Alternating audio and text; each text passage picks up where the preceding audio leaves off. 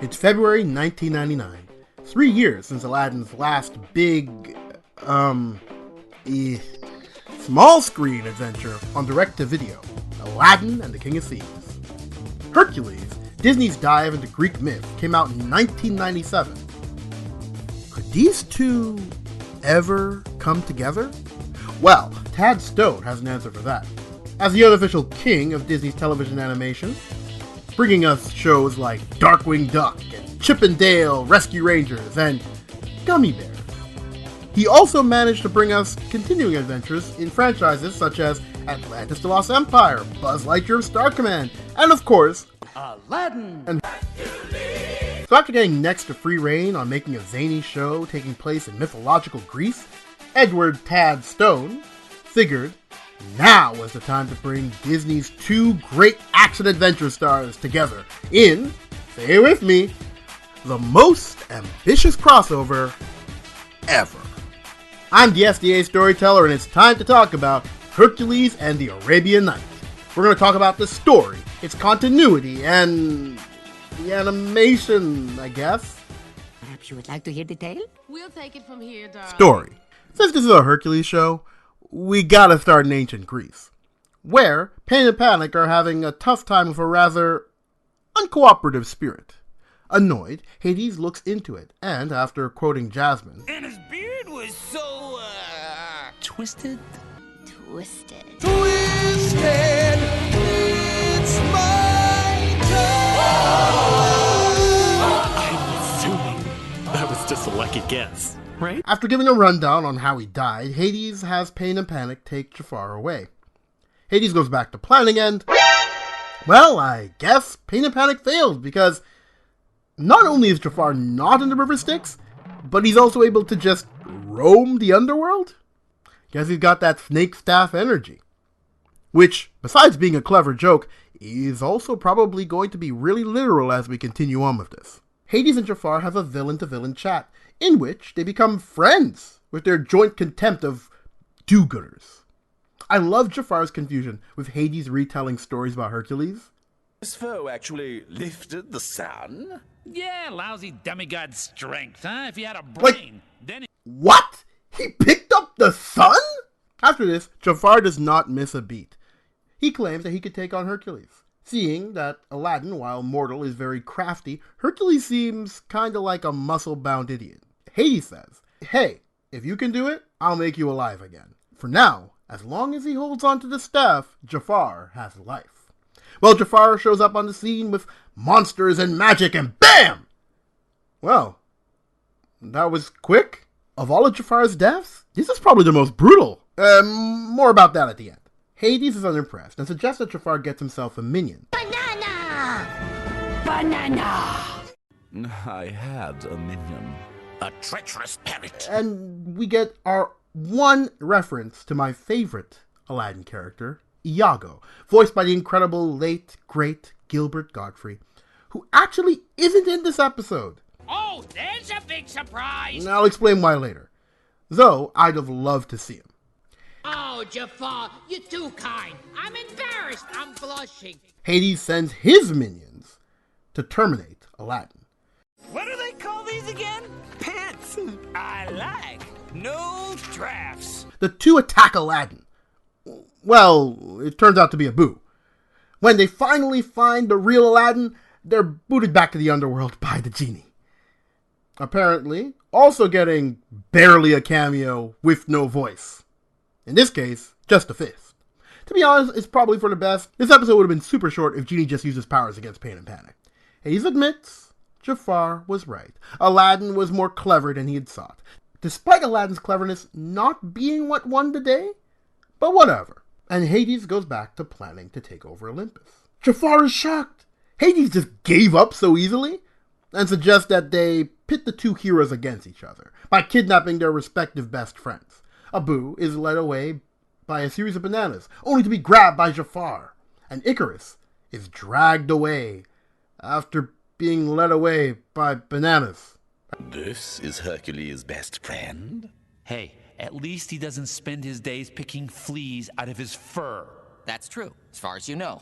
See? It's funny because Icarus is like a monkey. Please laugh. Oh, monkey? Woo, woo, woo, woo, woo. Come on, monkey. Next, Jafar dons his beggar's outfit and tells Herc that his best friend has been kidnapped by a man on the flying carpet named Aladdin. Pain and Panic transform into Hercules and make Aladdin think that Abu was stolen by Herc. When Hercules finally arrives in Agrabah, the two begin to fight. Hercules! It takes a lot of nerve to kidnap someone's best friend. Nobody knows that better than you, Aladdin. It's actually a pretty good fight, both of them using their strengths. Check it out. Aladdin uses his knowledge of the terrain and his acrobatics. Let's see how he does in the Alley of 1,000 Sheets. Whoa! And Hercules, well, he punches stuff. Uh-oh. Then Aladdin quips and jokes to get into Hercules' head. When I get my hands on you. If you get your hands on me, Hercules. And Hercules, he punches stuff. Being clever when they call me that, but it's not that funny. Then Aladdin tricks Hercules into dangerous situations and, say it with me, Hercules, he punches stuff. The two patch up things and head to the underworld to fight Jafar and Hades. Hades deputizes Jafar and sends him to deal with the heroes. And in a surprisingly short time, the heroes pull off the old switcheroo. Hercules! Oh, curse you and your infernal disguises! I'll take that. Herc, care to do the honors? Gladly. And Jafar is dragged back into the river Styx. Hades then just sends everyone home, more frustrated than angry. And our heroes bid farewell to each other. Aladdin even says to Hercules that he would make a great hero someday. Which Hercules says, coming from Aladdin, that means a lot. Which is a little weird because does he know much about Aladdin? It doesn't matter. Let's get to the opinions here. Where to begin? Well, first, the concept is awesome. Having these two characters together blew my mind as a kid. Even though I first saw it in French on CBC Radio Canada, it is one of those things where it sticks with you. The animation? Not all bad. Okay, it's not perfect, but I've done hand-drawn animation before, and I understand how difficult it can be, and most of these animators that worked on these Disney shows were fresh out of college or high school. And these shows were kind of a testing ground, so young animators and artists could test their skills before moving on to like a feature film, which explains the drop in quality in most Disney sequels, as well as often these were sent overseas to studios that were, let's just say, a little cheaper. What is this, a budget cut? Hey, if you need some petty cash, just ask, okay? In this case, it was sent to Walt Disney Studios in Japan. But that's neither here nor there. The best part of this whole episode is anytime that Jafar and Hades are on screen together.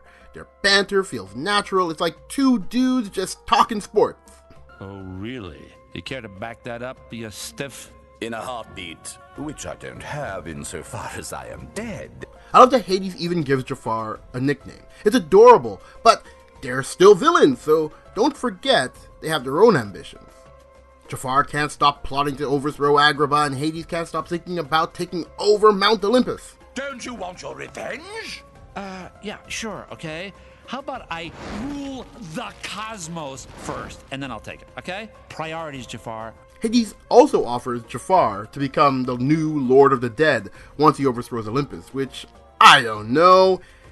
Is that a good thing? Like, Hades hates that job. It's like becoming mayor and offering your buddy the head of waste management. One last thing before I talk about the nonsense in this show. Aladdin and Hercules are really secondary here, as it is much more a story about the villains. It's kind of cool that Aladdin's continuity can be seen in how he's dressed. This was the outfit he was wearing throughout Aladdin and the King of Thieves, and how Iago is nowhere to be found. Rest in peace, Gilbert Godfrey. You see, at the end of Aladdin and the King of Thieves, Aladdin and Jasmine get married. Iago ends up on the sidelines and gives Kazim some pandemic advice. Out in the open? No mask? Pretty risky if you ask me. Then flies off with the old man on more adventures in the desert, searching for treasure. A fantastic end for a greedy parrot. And so that's why he's not in this episode. Placing this story right after the Aladdin trilogy. Herc, well, it's his show. So yeah, it takes place in the middle of that One Last Hope song. Oh, and their fight is fun. Hercules! It takes a lot of nerve to kidnap someone's best friend. Nobody knows that better than you, Aladdin. While both the movie and the show for Aladdin have had some Greeky moments, whether it's in the song A Whole New World, or Return of Jafar saying he ran a race with Hercules, or the character Mechanicles, one of the villains in the show, Hercules and Aladdin's timelines don't actually make sense here. Like, Aladdin takes place in the Muslim world of the Middle Ages in Arabia. Hercules should be taking place anywhere between the late Bronze Age, or if I'm being generous, the Macedonian Empire. For context, Herc would be rolling around the time about the story of Prince of Egypt would have been happening. Or on the later end, closer to 300. Aladdin's religion alone would not have arisen until at least 1,000 years after Hercules was around. Another interesting thing is how Jafar takes being in a Greek underworld very well. Like, could you imagine waiting to see God in all his glory, and the first face you see is James Woods? That would be disappointing. Also, this is the final death we get to see of Jafar. I kind of want to do a quick rundown of his death.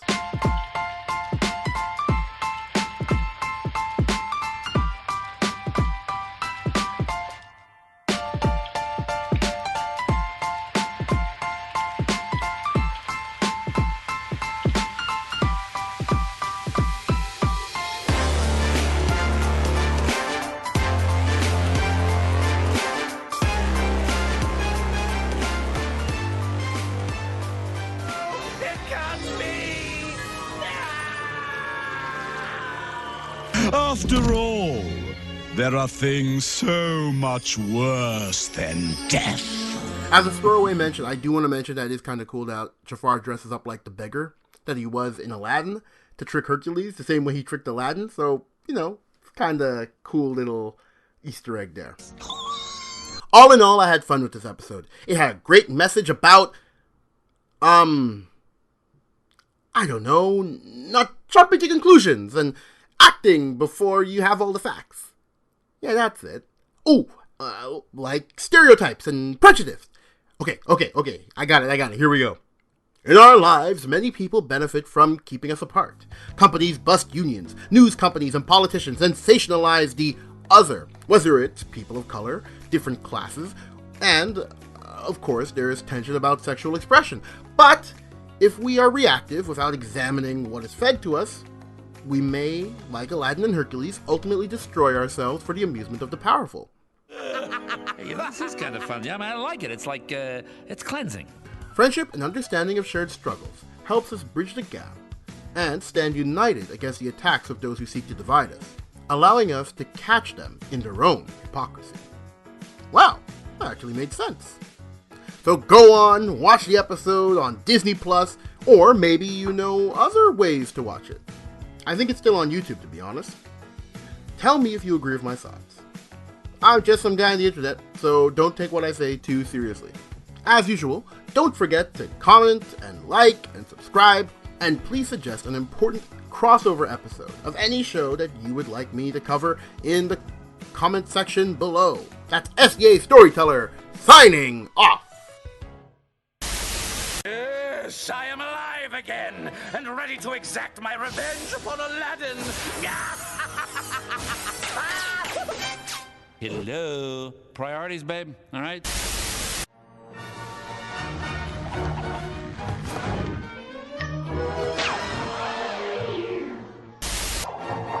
The lamp will hold him forever! The lamp...